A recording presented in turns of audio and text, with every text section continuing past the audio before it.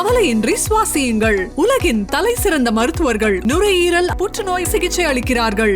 தங்கம் புற்றுநோய் சிகிச்சை மையம், நாமக்கல் மற்றும் கான்பூர். நம்ம பூர்விகால எம்ஐ போனை பர்ச்சேஸ் பண்ணுங்க. டெக் ட்ரிவியா சேலஞ்ச்ல பார்ட்டிசிபேட் பண்ணி ஏராளமான பரிசை வெல்லுங்க. Taste the Daily. GT Holidays, South India's #1 travel brand. You know you are special when you're with GT Holidays. இப்போ விஜய் கட்சி ஆரம்பிச்சது சீமானுக்கு பெருத்த அடியா அப்படி சார்? பெருத்த அடி மட்டும் இல்லை, கட்சியே காலி. எந்த கட்சிக்காரங்க அரசியல் பண்ணுறதா இருந்தாலும் திமுக எதிர்ப்பு தான் அரசியல் பண்ண முடியுதே தவிர வேற எதையுமே எதிர்த்து அவங்களால அரசியல் பண்ண முடியல. எதுக்குறதுக்கு வேற யாரும் ஆளே இல்லை, அதுதான் பிரச்சனை. ரஜினிகாந்தை எம்ஜிஆர் வந்து தோட்டத்தில் கூப்பிட்டு போய் கட்டி வச்சு அடிச்சாரு தெரியுமா உங்களுக்கு? ஆமாம், கலைஞர் தான் தலையிட்டு காப்பாற்றினாரு. சாரா இல்லையான்னு சொல்லுங்க, ஏன் அடிச்சாரு? அப்போ நீ ஏதோ சேட்டை பண்ணல அப்படின்லாம் பேசியிருக்கிறாரு. அந்த நக்கல் நையாண்டியோட அளவே தெரியாமல் ஒரு ஃபோட்டோ வேற போட்டிருக்காரு. புலியும் கழுகும் ஒன்றா சேர்ந்துருச்சு. ஏன்னா ரஜினி வந்து ஒரு கழுகு கதை சொன்னார்ல. ஆமாம், 2026 எலெக்ஷனில் அவர் 8% வாங்க மாட்டார். அந்த 8% இருந்த ஒரு 6% வெளியே போயிட்டாங்க. இல்லை, அவரை விட்டு போனவங்க எல்லாருமே ஒரு விமர்சனத்தை வைக்கிறாங்க. அவர் எங்களை மதிக்கிறது இல்லை, போடா வாடான்னு பேசுறாரு. ஆமாம், அப்படி தானே பேசுறாரு. என் கட்சிடா, இருக்கன்னா இரு, இல்லைன்னா கிளம்பு அப்படின்றாரு. இங்க நாதா காலம் மட்டும்தான் வெளியேறுவோர் பாசறைன்னு ஒன்று வச்சிருக்காங்க. அங்கேருந்து எல்லாரும் எவ்வளோ சீக்கிரம் முடியுமோ கட்சியை விட்டு ஓடுறாங்க. இவங்க வந்து பொட்டி வாங்கணும், ஒரு ப்ரெஸ் மீட்டை போடணும், 4 பஞ்சு டைலாக் விடணும், இல்லைன்னா நெஞ்சு டைலாக் விடணும். நான் சீமான் பாணியில் சொல்கிறதா இருந்தால் அதோட முடிஞ்சுது அரசியல். இன்னைக்கு அரசியல் முடிஞ்சிச்சு. சீன் போடுறதுக்காக தான் ரஜினியை போய் பார்த்துருக்காரு. வெளியே வந்து ரஜினிகாந்திடம் என்ன பேசினீர்கள்? அவரிடம் அரசியல் பேசினேன். என்ன அரசியல் பேசினேன் சொல்ல, என்ன அரசியல் பேசுனீங்க? ஒரு ஷோ. கிங் டிவி நேயர்களுக்கு வணக்கம். இன்றைய சிறப்பு நேர்காணலில் நம்மோடு இணைந்திருக்கும் சிறப்பு விருந்தினர், வரலாற்று ஆய்வாளர் மற்றும் எழுத்தாளர் திரு கிருஷ்ணவேல் அவர்கள். சார் வணக்கம். வணக்கம். வணக்கம் ஆண்டனி. நாம் தமிழர் கட்சி ஒருங்கிணைப்பாளர் திரு சீமான் அவர்கள் சூப்பர் ஸ்டார் ரஜினிகாந்த் வந்து சந்திச்சிருக்காரு. இது இன்னைக்கு பெருசா பேசும்போதெல்லாம் போயிட்டு இருக்கு. எதற்காக அந்த சந்திப்பு சார்? ஏற்கனவே விஜய் கட்சி ஆரம்பிச்சாரு. ஆமாம், ஆரம்பிச்சப்போ சீமான் வந்து ரொம்ப ஆவலுடன் காத்திருந்தார். தம்பி வருவார், நம்ம கூட சேர்ந்துருவார், அப்போ அப்படியே நம்ம வந்து வேறு ரேஞ்சுக்கு போயிடலாம் அப்படின்லாம் யோசிச்சுட்டு இருந்தார். அந்த ஆசையில் விஜய் வந்து ஒரு லாரி நிறைய மண்ணள்ளி கொண்டாந்து போட்டு போயிட்டாரு. இப்போது என்னடா பண்ணலான்னு பார்த்தோம்னா, அதுக்கப்புறம் பெருத்த எதிர்ப்பு திரு சீமான் அவர்கள். ஆமாம், அதே லாரியில் அடிபட்டு சித்தரோடா அப்படிலாம் சொல்லியிருக்காரு.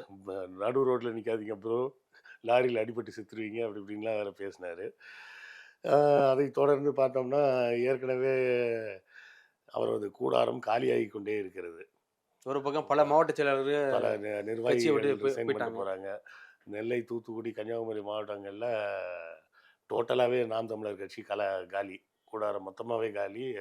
எல்லாம் அங்கேருந்து கிளம்பி வந்து இங்கே சென்னைக்கு வந்து எல்லோரும் ஒவ்வொரு யூடியூப்லேயாக போய் பேசிகிட்டு இருக்காங்க. சரியா? அது ஒரு புறம் நடந்துகிட்ருக்கு. 10வதுக்கு பார்த்திங்கன்னா சீமானின் கட்சியில் இருப்பவர்கள் பெரும்பாலும் இளைஞர்கள். இளைஞர்கள்னால் 30 வயதிற்கு உட்பட்டவர்கள் தான் நிறைய பேர். அவர்கள்லாம் பெரும்பான்மையானவர்கள் விஜய் ரசிகர்கள் தான். ஆமாம், ஏன்னா 30 வயசுக்கு மேலே இருக்கிறவங்கெல்லாம் இன்னும் சினிமா ரசிகராலாம் இருந்துகிட்டு இருக்க மாட்டாங்க, கொஞ்சம் மாறி இருப்பாங்க. 30 வயதிற்கு உட்பட்டவர்கள் நிறைய பேர் வந்து விஜய் ரசிகர்கள். அப்போ விஜயே கட்சி ஆரம்பிச்சாருன்னா அப்புறம் ஏன் சீமான் கூட போய் உட்காந்துருக்க போகிறாங்க? ஆமாம், அப்போ விஜய் கட்சி ஆரம்பிச்சது சீமானுக்கு பெருத்த அடியா அப்படி சார்? பெருத்த அடி மட்டும் இல்லை, கட்சியே காலி. இப்போ அடுத்து வர எலெக்ஷனில் போன தடவை வாங்கினா அதே 8.5% அவர் வாங்கலை அப்படின்னு சொன்னால் மிச்சம் மீதி இருக்கிறவனும் போயிடுவான். ஏற்கனவே ஒவ்வொருத்தரும் அதான் கேட்டுட்ருக்காங்க, இன்னும் எத்தனை வருஷம் தான் நான் காசு செலவு பண்ணிகிட்டே இருக்கிறது உனக்கு? ஏன்னா இவர் வந்து வந்தாலும் சும்மா சாதாரணமாலாம் தங்க மாட்டார். வந்தால் 10 பேர் 15 பேரை கூப்பிட்டு வருவார். இவர் வந்தாருன்னா 15 ரூம் 20 ரூம் போடணும், அதுவும் பெரிய ஸ்டார் ஹோட்டல் போடணும். அதில் சாப்பாடு எல்லாம் யோசிச்சு பாருங்க. அந்த ஒவ்வொரு மாவட்டத்து நிர்வாகியும் சீமான் வந்து அந்த ஊருக்கு வராருன்னா எவ்வளோ செலவு அவங்களுக்குன்னு பாருங்க. ஒவ்வொருத்தருக்கும் இவர் வந்துட்டு போனார்னா இவர் வந்துட்டு போன செலவே 2 லட்சம் அப்படின்ற மாதிரி ஆகிடும். இதே போலவே ஏற்கனவே ஒரு இடத்துல போய் கூட்டம் போட போகிறேன்னு இருக்காங்க. அங்கே ஆளே வரலன்னு சொல்லிட்டு அந்த மாவீரர் தினத்துக்கு வந்து கடைசியில் இடத்த மாற்றி மதுராந்தகத்தில் போய் பேச போகிறேன் அப்படின்ட்டாரு. ஏன்னா அங்கே கூட்டத்தை ஆர்கனைஸ் பண்ணுறதுக்கே ஆள் இல்லை. ஆள் இருந்தால் தானே கூட்டத்தை ஆர்கனைஸ் பண்ணுவாங்க. ஸோ இப்படி எல்லா இடமும் அவருக்கு வந்து அடி மேலே அடி விழுந்துக்கிட்டே இருக்குன்றப்போ நம்ம ஏதாவது ஒரு ட்ராமாட்டிக்காக ஒன்று பண்ணுவோம் அப்படின்னு நினச்சார் போல இருக்குது. எனக்கு தெரிஞ்சு என்ன பண்ணியிருப்பாரு, சும்மா ஒரு கற்பனையாக சொல்கிறேன். இப்போ தான் ஓடிடியில் வேட்டையன் படம் வந்திருக்கு, பார்த்துருப்பாரு. பார்த்துட்டு சரி ஒரு இல்ல இவ்வளவு நாள் கழிச்சா சார் இப்படி நானே ஒரு 4 நாளைக்கு முன்னாடி தாங்க பார்த்தேன். ஓடிடில? ஆமாம், ஓடிடியில் வந்ததுக்கப்புறம் தானே பார்த்தேன். நம்ம தியேட்டருக்கு போகிறது அதிகமாக போக மாட்டேன் நான். இப்போ ரீசெண்டாக தியேட்டருக்கு போனது கங்குவாக்கு தான் போனோம். பையன் போகணுன்னு சொன்னான்ட்டு அதுக்காக தான் போயிருந்தேன். ஸோ நான் கற்பனையாக சொல்கிறேன், இதுதான் நடந்ததுன்னு நினச்சிக்காதீங்க. இவர் உடனே ஒரு ஃபோனை போட்டு தலைவரை பார்க்கணும், நான் ரஜினியோட ரசிகர், நேற்று தான் படத்தை பார்த்தேன் அப்படின்னு போய்கிட்டு, ஆனால் படம்லாம் சூப்பராக இருந்ததுண்ணே, சூப்பராக நடிச்சிருந்தீங்க அப்படி இப்படின்னு ஏதாவது பேசிட்டு ஒரு டீயை குடிச்சிட்டு அப்படியே போகிறோம், வாங்க ஒரு ஃபோட்டோ எடுத்துப்போம் அப்படின்னு வாசலில் வச்சு ஒரு ஃபோட்டோ எடுத்து, பார்த்தீங்களா ரஜினி கூட போய் அரசியல் பேசிட்டு வந்தேன் அப்படின்னு சொன்னாலாவது கட்சியில் மிச்சம் மீதி இருக்கிறவங்க குஷியாவாங்க அப்படின்னு நினச்சிருப்பாருன்னு நினைக்கிறேன். ஆனா கூடவே ஒரு மூத்த பத்திரிகையாளர் போயிருக்காரு சார். ஆமாம், அதான் விமர்சனத்துக்குள்ளா இருக்கு. இல்லை அப்போ தானே ஃபோட்டோ எடுக்க முடியும். ஓ, அந்த மீட்டிங்கை வந்து இவர் போய் ரஜினியை பார்க்கணும்னு சொன்னால் உடனே ரஜினி ஓகேன்னு சொல்லியிருப்பாரா? மூத்த பத்திரிகையாளர் என்ன மூத்த பத்திரிகையாளர், அவர் வந்து பாஜக ஆதரவாளர், எல்லாருக்குமே தெரியும். ரவீந்திரன் துரைசாமியை தான் நீங்கள் சொல்கிறீங்க. ஆமா. அவர் வந்து பாஜக ஆதரவாளர்னு எல்லாருக்குமே தெரியும். அதனால அவர் வந்து இப்போ வேறு சிலர்லாம் வந்து நான் நடுநிலையாளர்னு சொல்லிட்டு உருட்டுவாங்க. அவங்கள தான் நம்ம கிண்டல் பண்ணுறது. இவரை கிண்டல் பண்ண வேண்டிய அவசியம் இல்லை. அது அவரோட ஸ்டாண்டு. இப்போ நான் கருப்பு சட்டை போட்டிருக்கேன்னா அது என்னோட ஸ்டாண்டு. நான் திராவிட சித்தாந்தத்தை தான் ஆதரிப்பேன் அப்படின்னு சொல்கிறது என்னோட ஸ்டாண்ட். அது மாதிரி அவருக்கு அவரோட ஸ்டாண்டு பாஜகவை தான் ஆதரிப்பேன்றது. அதெல்லாம் நம்ம குறை சொல்கிறதுக்கு ஒன்றுமே கிடையாது. இல்ல ஒருவேளை 2026 சட்டமன்ற தேர்தலில் வந்து பாஜகவுக்கு ஆதரவு நிலைப்பாடை தெரிவிக்கிறதுக்காக திரு ரஜினி முடியாம போயிருக்காரு. எப்படி திரு சீமான் அவர்கள் எப்படி எடுத்துக்கலாம்? அவர் ஏற்கனவே பாஜக ஆதரவாளர் தானே. அவரே சொல்லிட்டாரு, சங்கி என்றால் நண்பன் என்று அர்த்தம். அதனால் சங்கி என்ற வார்த்தையால் என்னை குறிப்பிட்டால் நான் பெருமை கொள்வேன். நல்ல பெருமைப்படுங்க. இவ்வளோ நாள் வந்து மறைமுகமாக எல்லாரும் சொல்லிட்டு இருந்தாங்க நீ சங்கின்னு. இப்போ அவரே ஓப்பனாக ஒத்துக்கிட்டாரு சங்கி தான் நான் அப்படின்னு. அதாவது பாஜகவை ஆதரிக்கக்கூடாதுன்னெலாம் நம்ம சொல்லலைங்க. தாராளமாக ஆதரிங்க. வெளிப்படையா ஆதரிச்சுட்டு போங்க. அவ்வளோதான் விஷயமே. நீங்கள் வந்து பாஜகவை ஆதரிப்பதற்காக திமுக எதிர்ப்புன்னு சொல்லிக்கிட்டு, திமுக எதிர்ப்பு என்பது நடுநிலை அப்படின்னு சொல்கிறாரு. திமுக எதிர்ப்புன்றது வந்து இன்னைக்கு நேற்று இல்லை, திமுக கட்சி ஆரம்பிக்கப்பட்ட முதல் நாள்லேருந்தே இருக்குது, இன்னைக்கு வரையும் இருக்கு. எதிர்ப்பு இருக்கு. எதிர்ப்பு இருக்குல்ல, எந்த கட்சிக்காரங்க அரசியல் பண்ணுறதா இருந்தாலும் திமுக எதிர்ப்பு தான் அரசியல் பண்ண முடியுதே தவிர வேற எதையுமே எதிர்த்து அவங்களால அரசியல் பண்ண முடியல. இன்னைக்கு கட்சி ஆரம்பிச்சிருக்க திரு விஜய் அவர்களும் அதான் நான் பண்றாரு. ஏன்னா வேற எதுக்குறதுக்கு வேற யாரும் ஆளே இல்லை, அதுதான் பிரச்சனை. இப்போ எல்லாரும் என்ன சொல்றாங்கன்னா, அது ஏன் எதுக்கு சார் டைரக்டா திமுகவே அட்டாக் பண்ணணும், என்ன காரணம்? ஏன்னா திமுக மட்டும் தான் கொள்கை இருக்கு. அதிமுக இல்லைங்கிறீங்களா? என்ன கொள்கை இருக்குன்னு சொல்லுங்க. அதுவும் திராவிட சித்தாந்தம் தான்.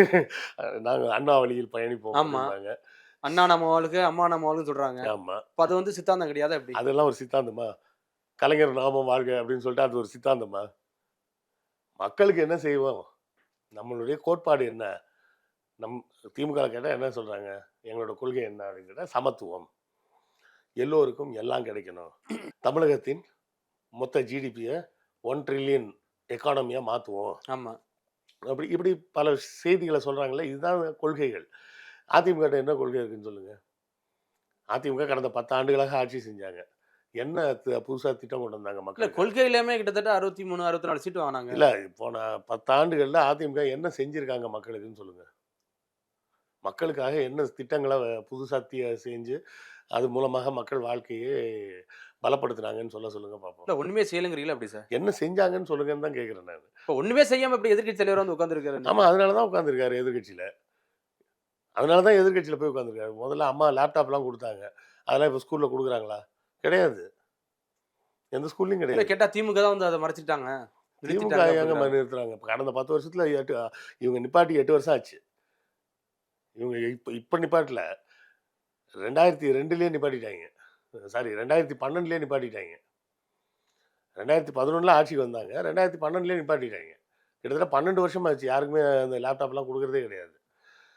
அதாவது மக்களுக்கு என்ன செய்ய போகிறோம்ன்ற ஒரு செயல் திட்டமே யார்ட்டையுமே கிடையாது. இப்போ சீமான் சொல்கிறாரு, என்ன சொல்கிறாரு, தமிழனே ஆட்சி செய்யணும், இதெல்லாம் ஒரு கொள்கையா? இன்னைக்கு போய் ரஜினியை பார்த்தாரு, ரஜினியை பற்றி இவர் என்னெல்லாம் பேசினார்? ஆமாம், என்னெல்லாம் பேசினார்? எங்கோ பிறந்தாலும் தமிழன் தான், இங்கேயே பிறந்தாலும் மாற்றான் தான் பேசினாரா இல்லையா? அதை கூட ஒரு அரசியல் நிலைப்பாட்டில் பேசினாருன்னு சொல்லலாம். இன்னொன்று அதை விட தரக்குறைவாக ஒன்று பேசினார். ரஜினிகாந்த் ரஜினிகாந்தை எம்ஜிஆர் வந்து தோட்டத்தில் கூப்பிட்டு போய் கட்டி வச்சு அடிச்சாரு தெரியுமா உங்களுக்கு? ஆமா. கலைஞர் தான் தலையிட்டு காப்பாற்றினாரு. ஏன் அடிச்சாரு? அடிச்சாரா இல்லையான்னு சொல்லுங்க. ஏன் அடிச்சாரு? அப்போ நீ ஏதோ சேட்டை பண்ணல அப்படின்லாம் பேசியிருக்கிறாரு. அதாவது சீமானுக்கு வந்து வெட்கம் என்பது துளி கூட கிடையாது. யார் கூட வேணாலும் எதை வேணாலும் பேசுவார்.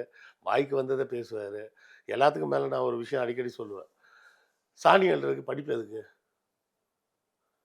மக்களை படிக்க வேண்டாம் அப்படின்னு சொல்லக்கூடிய ஒரே ஒரு தலைவரை வந்து சீமான் மட்டும்தான். வேற எனக்கு தெரிஞ்சு எத்தனையோ அரசியல்வாதிகள் வந்திருக்காங்க, போயிருக்காங்க. யாரும் மக்களை படிக்காதேன்னு சொன்னது கிடையாது. மக்களை அந்த படிப்பை கெடுக்கிறதுக்கு உண்டான வேலையை கூட ராஜாஜி போன்றவர்கள்லாம் செஞ்சாங்க. ஆனால் நேரடியாக வந்து யாரும் படிக்காதேன்னு சொல்லலை. நேருக்கு நேராக படிக்காதேன்னு சொல்கிற ஒரே ஒரு அரசியல் தலைவர் யாருன்னா சீமான் மட்டும்தான். இன்னும் சொல்லப்போனால் மோடி கூட அப்படி சொன்னதில்லைப்பா அப்படி சொல்லிடலாம். இப்போ மோடியை மிஞ்சிட்டாரா சீமான்? மோடியவே மிஞ்சிட்டாரு அவர். அதுதான் விஷயம். பொய் சொல்கிறதுக்கு கொஞ்சம் கூட கூச்சப்படுறதே கிடையாது. நம்ம இணையத்தில் இருக்கிற நண்பர்களோட அந்த நக்கல் நையாண்டியோட அளவே தெரியாமல் ஒரு ஃபோட்டோ வேற போட்டிருக்காரு. புலியும் கழுகும் ஒன்றா சேர்ந்துருச்சு. ஏன்னா ரஜினி வந்து ஒரு கழுகு கதை சொன்னார்ல, ஆமாம். அந்த கழுகு கதையை வச்சுக்கிட்டு புலியும் கழுகும் ஒன்றா சேர்ந்துருச்சு, ஒன்றா சேர்ந்தா என்ன ஆகும் தெரியுமா அப்படின்னு கேட்டிருக்காங்க. இவன் நம்ம ஆளுங்க என்ன பண்ணிட்டாங்க? அரசியலுக்கு ரஜினிக்கு என்ன சம்மந்தம் இருக்கு இப்போ? இல்லை, அதுதான் சொல்ல வரேன். நம்ம ஆளுங்க என்ன பண்ணிட்டாங்க? நெட்டிசன்ஸ் எல்லாம் சேர்ந்து புலியும் கழுகும் சேர்ந்தா புழுகுன்னு போட்டாங்க. சரியா? ஆக சீமான் அன்றும் சரி இன்றும் சரி என்றுமே ஒரு கேலிக்குரிய பொருளாகத்தானே இருக்காரு. அவர் என்ன நினச்சிட்டு இருக்காரு? நம்ம என்ன வேணாலும் பேசினாலும் கை தட்டுறாங்க அப்படின்னு நினச்சிட்டு இருக்கிறாரு. அப்போ இந்த புழுகும் பொய்யும் தொடர்ந்து செஞ்சுக்கிட்டே இருக்கிறதோட விளைவு அவர் கட்சியினர் மத்தியிலேயே நம்பிக்கை இழந்து போயிட்டு இருக்கிறாரு. கட்சியில் அவர் 8% வாக்கு வாங்கியிருக்காருல்ல சார் கடந்த தேர்தலில். எதன் அடிப்படையில் வாங்கியிருப்பான்னு நினைக்கிறீங்க? அது கொஞ்சம் கொஞ்சமாக ஆளுங்க சேர்ந்துருப்பாங்க. அதெல்லாம் நான் இல்லைன்னு சொல்லலை. ஆனால் இப்போ சேர்ந்த எல்லாரும் போயிருப்பாங்க. இந்த 2026 எலெக்ஷனில் அவர் 8%லாம் வாங்க மாட்டார். அந்த 8%ல் இருந்த ஒரு 6% வெளியே போயிட்டாங்க. இல்லை, அவரை விட்டு போனவங்க எல்லாருமே ஒரு விமர்சனத்தை வைக்கிறாங்க. அவர் எங்களை மதிக்கிறது இல்லை, போடா வாடான்னு பேசுகிறாரு. ஆமாம், அப்படி தானே பேசுகிறாரு. என் கட்சிடா, இருக்கன்னா இரு, இல்லைன்னா கிளம்பு அப்படின்றாரு. மற்றவர்களை அரவணைத்து செல்லக்கூடிய ஒரு போக்குன்றது அறவே இல்லை அவர்கிட்ட. இப்போ திமுகவில் எடுத்துக்கங்க, ஒரு கொள்கை, இந்த கொள்கைக்கு கட்டுப்பட்டு நாங்கள் எங்கள் கூட்டணி எப்போதும் கம்யூனிஸ்ட் கூடயும் விசிகா கூடவும் தான் இருக்கும் அப்படின்னு நேராக பேசுகிறாங்க. இவங்க ஏன் அது மாதிரி பேச முடியல? இவரால் ஏன் பேச முடியல? அதிமுக என்ன சொல்லுது? அதெல்லாம் கூட்டணி எலெக்ஷன் டைமில் பார்த்துக்கலாங்கிறாங்க. விஜய் என்ன சொல்லுறாரு? அது அப்போ பார்த்துக்கலாம். ஆக மொத்தத்தில் எல்லாருமே வந்து ஏதோ ஒரு வகையில் பாஜகவுக்கு வேலை செஞ்சுக்கிட்டு இருக்கிற மாதிரி தான் தெரியுதே தவிர. இல்லை, வேலை செய்யறா இல்லை பாஜகவுக்கு பயப்படுறாரு சார்? பயப்படுறாங்கன்னு சொல்லலாம், வேலை செய்கிறாங்கன்னு சொல்லலாம். பயத்தின் காரணமாக வேலை செய்கிறாருன்னு சொல்லலாம். இப்போ இவர்கள் பூரா எதுக்கு பயப்படுவாங்க? எல்லாரும் பிளாக் மணி தான். இடி, ஐடி, ஊழலை ஒழிப்போம் ஊழலை ஒழிப்போம்னு பேசுகிறாங்களே, அந்த ஊழலில் கருப்பு பணம் வருமா வராதான்னு யாராச்சும் பேசுகிறாங்களா? அதுவும் ஊழல் தானே. விஜயும் அதான் சொல்லி தான் வராரு, ஊழல் ஒழிப்போம். சரி, அவர் ஏன் புலி படத்துக்கு 15 கோடி ரூபா பிளாக்ல வாங்கினேன்னு சொல்லி கோர்ட்லேயே அஃபிடவிட் கொடுத்தாரு? கோர்ட்லேயே அஃபிடவிட் கொடுக்குறாரு. கோர்ட் அஃபிடவிட்டில் என்ன கொடுத்துருக்கிறாரு? ஆமாங்க, இதை வந்து கணக்கில் வராத பணமாகத்தான் பெற்றுக்கொண்டோம், அதுக்கு வரி கட்டணும், ஆனால் கெட்ட மறந்துட்டோம், இப்போ கட்டிடுறோம். இதுதான் அவர் கொடுத்த வாக்குமூலம். இந்த வாக்குமூலத்தை தாண்டி அதில் இன்னொரு கன்றாவியான மேட்ரு என்னன்னு கேட்டிங்கன்னா, அதில் ஒரு 3 கோடி ரூபாய்க்கு நாங்கள் வரி கட்ட மாட்டோம்னு மறுபடியும் அப்பீல் போட்டார். எதுக்கு அப்படின்னா, அந்த 3 கோடி ரூபா நாங்கள் தான் வந்து எல்லா ரசிகர் மன்றத்துக்கும் காசு கொடுத்து கட் அவுட் வைக்க சொன்னோம் அப்படின்றாரு. நம்ம மக்கள் என்ன நினச்சிட்டு இருக்காங்க? ரசிகர்கள்லாம் முட்டாள்கள், கட் அவுட் வைக்கிறாங்க, கட் அவுட் மேலே ஏறி பால் ஊற்றுறாங்க அப்படின்னு. இப்போ தான் அந்த விவரம் என்னன்னு தெரியுது. இவர் தான் காசு கொடுத்து இவர்கிட்ட காசை வாங்கி உண்மையிலே கொடுத்துருப்பாரு சார். அவர் தாங்க கோர்ட்டில் அஃபிடவிட்டில் கொடுத்துருக்காரு. கோர்ட்டில் இருக்கிறது டாக்குமெண்ட். அது அந்த டாக்குமெண்ட்டில் அவர் கொடுத்துருக்கிறது இதுதான் வாக்குறுதி. 15 கோடி பிளாக் மணியில் வாங்கினேன், அதில் 3 கோடி ரூபா நான் வந்து படத்தோட ப்ரொமோஷனுக்காக செலவு பண்ணியிருக்கேன் ரசிகர் மன்றத்துக்கு, மிச்சம் 12 கோடிக்கு வேணால் நாங்கள் கட்டுறோம் அப்படின்னு இருக்காங்க. அதெல்லாம் நீ கொடுத்தியா கொடுக்கலையான்னு எங்களுக்கு தெரியாது, அதனால் 15 கோடிக்கும் கட்டுன்னு சொல்லி தீர்ப்பு சொல்லிட்டாங்க. ஆனா ஊழல் ஒழிக்க வரேன் அப்படின்னு சொல்லிட்டு அப்போ அதான் கேட்குறோம், கருப்பு பணம் ஊழல் இல்லையா? நீ அந்த பணத்தை சொல்கிறல்ல, அரசு பள்ளியில் தரம் இல்லை, ஏன் தரம் இல்லை? விஜய் போன்றவர்கள் நூற்றுக்கணக்கான கோடி கருப்பு பணமாக வாங்கி வச்சுட்டு வரி கட்டாமல் இருக்காங்க. அவங்க வரியை கட்டினாங்கன்னா அந்த பணத்தை வச்சு ஸ்கூலில் நல்லா கட்டிட்டு போகிறோம். இதில் நீங்கள் ஆட்சிக்கு வந்து தான் கிளிக்கணும்னு அவசியம் இல்லையே. நீங்கள் கொடுக்க வேண்டிய வருமான வரியை ஒழுங்காக கொடுத்தாலே வேலை முடிஞ்சுதே. ரஜினி ஏன் பயப்படுறாரு? விஜய் ஏன் பயப்படுறாரு? பிஜேபிக்கு ரைடு வரும்னு தான் பயப்படுறாங்க. எல்லாம் கணக்கில் வராத பணத்தை பல கோடிகள் சேர்த்து வச்சுக்கிட்டு, என்னோட கேள்வியே அதுதான், இவ்வளோ பணத்தை வச்சுக்கிட்டு என்ன பண்ண போகிறீங்க? என்ன பண்ணிடுவீங்க அந்த பணத்தை வச்சுக்கிட்டு? தமிழில் ஒரு பழைய பழமொழியே உண்டு, உண்பது நாளி உடுப்பது 2ன்னு. போடுறது 2 ட்ரெஸ்ஸு தான். ஒரு நாளைக்கு 3 வேளை சேர்த்தும் ஒரு நாள் அரிசி தான் சாப்பிட முடியும் உங்களால். இல்ல இவ்வளவு பணம் இருந்தும் ஏன் சார் மாநாட்டுக்கு வந்து பல கட்சிகள்கிட்ட வந்து நன்கொடை வாங்கியிருக்காரு ஆமா, அது அப்படின்னு வந்திருக்கு. இல்ல, அது குறிப்பா என்னோட திமுக அமைச்சர்கள் கொடுத்திருக்காங்க அப்படின்னு ஒரு இல்ல, குற்றச்சாட்டு வந்திருக்கு. என்னோட கேள்வி என்னன்னா, அந்த பணத்தை வச்சு என்ன செய்ய போறீங்க? ஒரு அளவுக்கு பணம் தேவைதாங்க. எவ்வளோ தேவை? உனக்கு குடியிருக்க ஒரு வீடு வேணும், சாப்பிட சோறு வேணும், போயிட்டு வரதுக்கு நல்ல கார் வேணும். சரி, இதை தாண்டி மிச்சம் இருக்கிற பணத்தை பூரா வச்சுக்கிட்டு என்ன பண்ண போற? என்ன செஞ்சிருவேன் அந்த பணத்தால? ஏழைகளுக்கு படிக்க உதவி செய்யற மாதிரி ஏதாவது திட்டங்கள் வச்சிருந்தியா? நிறைய பண்ணிருக்கான்னு சொல்றாங்களா சார்? என்ன பண்ணியிருக்காரு? இப்போ எலெக்ஷனுக்கு கட்சி ஆரம்பிக்க போறேன்னு அதுக்கு அப்பதான் வந்து ஒரு மாணவர்களுக்கு பரிசு தொகை கொடுத்தேன் அப்படின்னு சொல்லி சில கிமிக்ஸ் எல்லாம் பண்ணாரு. இது இவ்வளோ வருஷமா என்ன பண்ணாரு? இந்த புலி படம்லாம் வந்து எவ்வளோ வருஷம் ஆகுது? அதில் அவரே ஓப்பனாக 15 கோடி வாங்கியிருக்கேன் அப்படின்னு இருக்காரு. இன்னைக்கு தேதிக்கு 69வது படம் நடிச்சிட்டு இருக்காரு. ஒவ்வொரு படத்துக்கும் 10 கோடி ஆவரேஜாக வைங்க. கருப்பணம் வாங்கினது எவ்வளோ ஆச்சு? அது எங்கேயோ போயிருமே. இதுவே கிட்டத்தட்ட 690 கோடி வருது. சரி, கொஞ்சத்தை கழிச்சிருவோம். அப்போ கூட 500 கோடி இருக்கும். அந்த 500 கோடிக்கு வரியை கட்டியிருந்தீங்கன்னா 30% வரின்னு வச்சுப்போம். எவ்வளோ கட்டணும்? கிட்டத்தட்ட 150 கோடி ரூபா வரும். அந்த 150 கோடி ரூபாய் நீங்கள் கட்டியிருந்தீங்கன்னா அதை வச்சு ஸ்கூலை கட்டிட்டு போயிருப்பாங்களே அரசாங்கமே. நீங்கள்லாம் வரியை கட்டாமல் ஏமாற்ற போய் தானே அந்த பணம்லாம் அரசாங்கத்துக்கு வரல. ஒரு ஏழைப்பாளையாக இருக்கிறவங்க ஒருத்தன் 1 ரூபாய்க்கு ஷாம்பு வாங்கினா கூட அதில் வரி போகுது. ஆமாம், ஒரு ஷாம்பு பாக்கெட் வாங்கினா கூட அதில் ஜிஎஸ்டி வந்துடுது. நீ 500 கோடியை வாங்கி வச்சுட்டு ஏமாற்றிட்டு தானே உட்காந்துருக்கீங்க. நீங்கள் என்னத்தை ஊழலை ஒழிக்க போகிறீங்க? நீங்கள் முதல்ல உங்கள்கிட்ட இருக்க ஊழலையே ஒழியலையே. இவங்களே ஊழல் தான். இவங்க ஊழலே ஒழிக்காமல் இவங்க எங்கேருந்து வந்து ஊழலை ஒழிக்க போகிறாங்க? ஸோ சீமான் வந்து இப்போதைக்கு போனது எனக்கு ஒரு சின்ன பேக்கப் இருக்குப்பா. ரஜினிகாந்தே என்னை பார்க்குறாரு, பார்த்துக்கோ.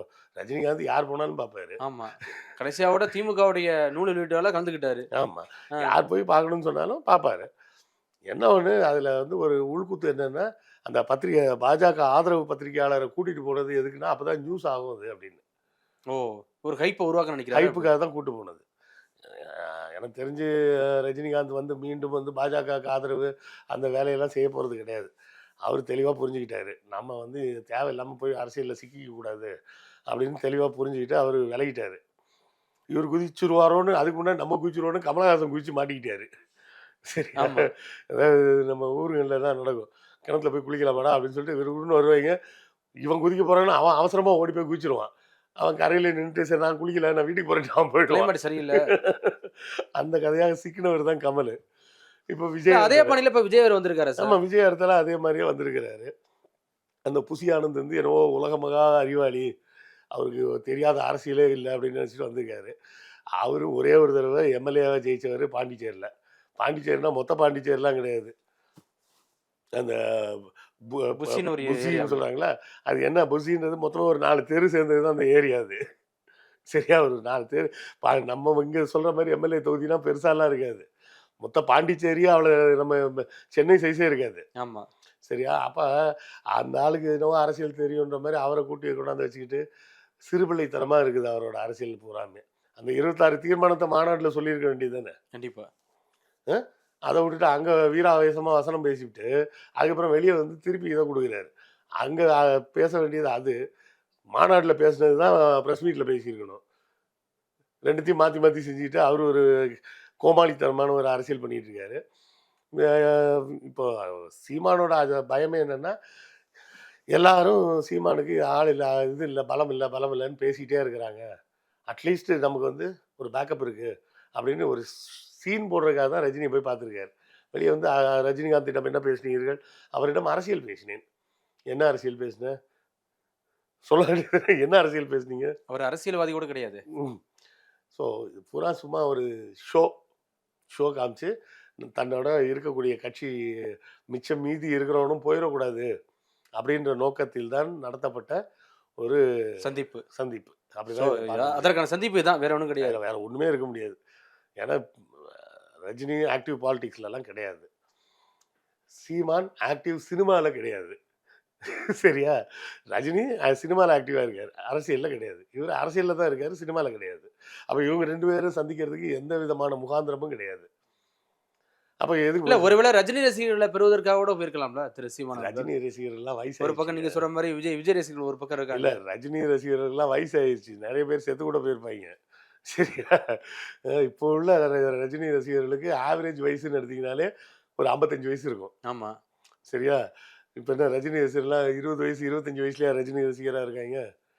அ அதெல்லாம் அந்த காலத்துல ரசிகரா இருந்தவன், இன்னும் வயசான காலத்துல பேரன் பேத்தியெல்லாம் கூப்பிட்டு வச்சுக்கிட்டு, "பாத்தியா எங்க தலைவர் படம் வந்திருக்குன்னு" காமிச்சிட்டு உட்கார்ந்திருப்பாங்க. அந்த பேரம்பத்திலே திட்ட ஆரம்பிச்சிருக்கேன். ஆமா. உங்க ஆளு அரசியல் வரன்னு சொல்லிட்டு ஏமாத்திட்டாரு. "நீ ஒரு பூமர் தாத்தா, உங்க தலைவர் ஒரு இன்னொரு பூமர்" அப்படின்னு அந்த பேரன் பேத்தியெல்லாம் கிண்டல் பண்ணிட்டு இருக்கோம். அந்த ரேஞ்சில தான் ரஜினி ரசிகர்கள் இருக்காங்க. அவங்கலாம் சீமான் கட்சிக்கு ஏன் வரப்போறாங்க? அவங்கலாம் எப்போ தெளிவாகி ரிட்டயர் ஆயிட்டாங்க. ரஜினியே ரிட்டயர் ஆக வேண்டிய வயசு. இன்னும் ரிட்டயர் ஆகாம கஷ்டப்பட்டு நடிச்சிட்டு இருக்கிறாரு. அப்படின்ற ஒரு சூழல்ல வந்து இது போன்ற சந்திப்புகள வந்து கேட்கும்போது அவாய்ட் பண்ண முடியாது. அப்ப அவாய்ட் பண்ண முடியலன்றதுக்காக சரின்னு சும்மா சந்திச்சிருப்பாரு. சந்திச்சத வந்து இவர் வந்து வெளிய வந்து சீன் போடுறது மாரி அரசியலா மாத்திட்டாரு. ஒரு படத்துல வடிவேலு சொல்லுவாரே, நேரா போயிட்டு இப்ப அவன என்ன பண்றான் பாருன்னு போயிட்டு, இப்படி "ஏய் தங்கமே! என்ன உட்டுருவியா நீ தலைவா? நீ என்ட்ட காச வாங்காம விடமாட்டேன்னு தெரியும்னு" கைய ஆட்டி ஆட்டி பேசுவாரே.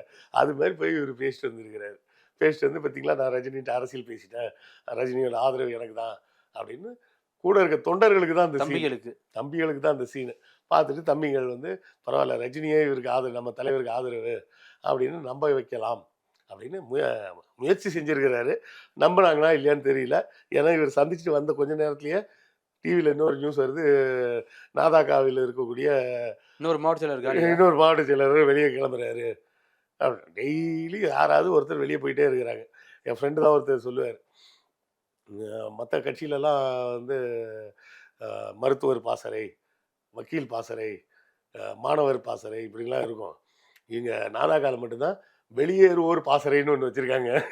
அங்கேருந்து எல்லாரும் எவ்வளோ சீக்கிரம் முடியுமோ கட்சிய விட்டு ஓடுறாங்க அப்படின்னு கிண்டலா சொல்லுவாரு. அது போல தான் நடந்துகிட்டு இருக்கு. எனக்கு தெரிஞ்சு இந்த 2025 முடியறதுக்குள்ளேயே சீமான் கட்சி டோட்டலாவே காலியாயிடும். அவர் ஒருத்தர தவிர. அப்படின்றது தான் இன்னைக்கு சூழல். ஏன்னா சீமானுக்கு இருந்த கொஞ்சம் கொஞ்சம் இருந்த செல்வாக்கு கூட விஜய் வந்து நாளாக கரைச்சிட்டாரு. நாளாக நாளாக குறைஞ்சிக்கிட்டே வந்தது. விஜய் வந்தது டோட்டலா வாஷ் அவுட் ஆயிடுச்சு.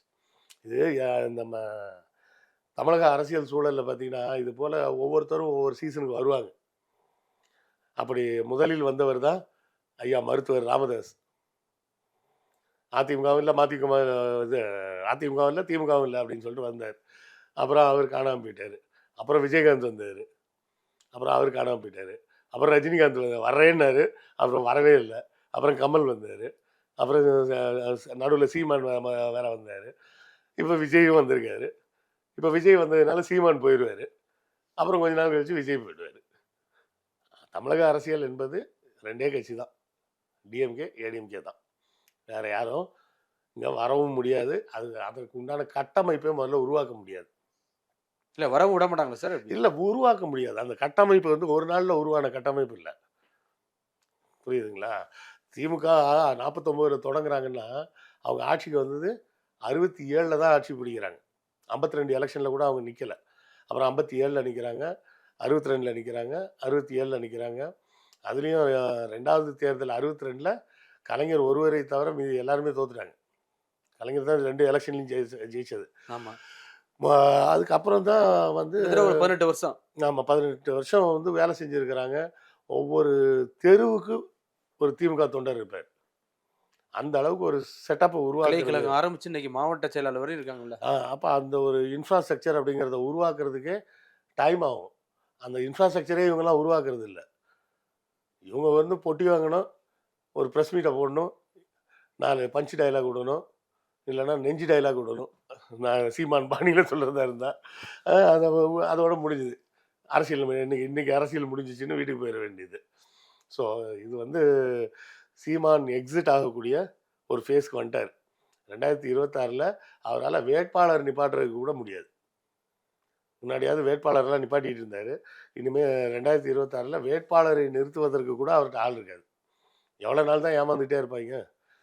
ஒரு கட்டத்துக்கு மேலே சலிப்படைஞ்சு வெளியே போயிடுவாங்க. அது இப்போ அந்த வெளியே போகக்கூடிய வேலையை இன்னும் கொஞ்சம் துரிதப்படுத்தியது விஜயோட அரசியல் என்ட்ரி. அதை சமாளிக்கிறதுக்காக ஒரு சீன் போடுறதுக்காக போனது தான் இவர் ரஜினியை பார்க்க போனது. கண்டிப்பா சார், பொறுத்திருந்து பார்ப்போம் என்ன நடக்குதுன்னா. மிக்க நன்றி சார். கவலையின்றி சுவாசியுங்கள். உலகின் தலை சிறந்த மருத்துவர்கள் நுரையீரல் புற்றுநோய் சிகிச்சை அளிக்கிறார்கள். தங்கம் புற்றுநோய் சிகிச்சை மையம், நாமக்கல் மற்றும் கான்பூர். நம்ம பூர்விகால எம்ஐ போனை பர்ச்சேஸ் பண்ணுங்க. டெக் ட்ரிவியா சேலஞ்சில் பார்ட்டிசிபேட் பண்ணி ஏராளமான பரிசை வெல்லுங்க. Taste the Daily. GT Holidays, South India's #1 travel brand. You know you are special when you're with GT Holidays.